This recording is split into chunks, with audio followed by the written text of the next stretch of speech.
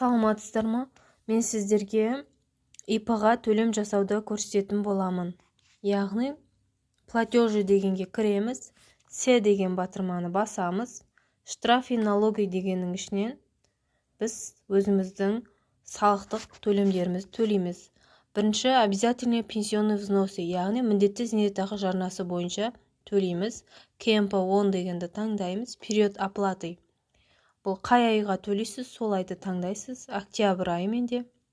Және ЖСН-ді жазасыз.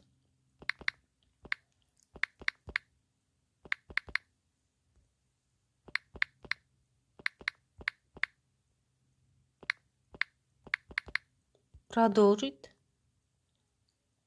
Біз минималка бойынша төлейміз 2022 жыл үшін. Осылай аты жөні толық шығады. Минимальны 6000 теңге. Продолжить. 3 жұмыс күнінде түседі деп көрсетіп тұр. Подтвердить. Міне, ваш платеж принят.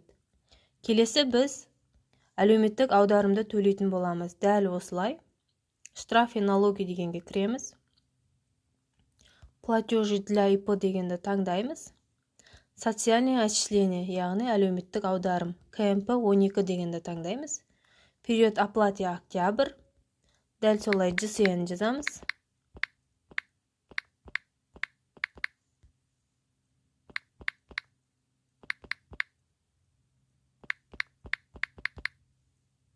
Мінеке, аты жөні толық шығып тұр. Біз 2100 теңге минимальный 2022 жыл үшін төлейміз.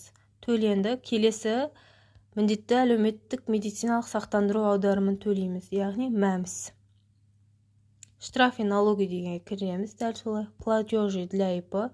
Бұл жерде ИП-ға арналған медициналық аударым деп жеке көрсетіліп тұр. Осыны таңдаймыз. Взносы на обязательный социальная медстраховка деп тұр.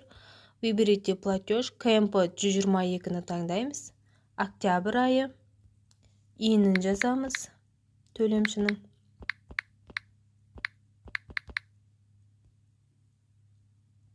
Автоматты түрде минимальны көрсетіліп тұр. 4200 теңге. Продолжить. Подтвердить и оплатить. Мінеки біз төлем жасадық.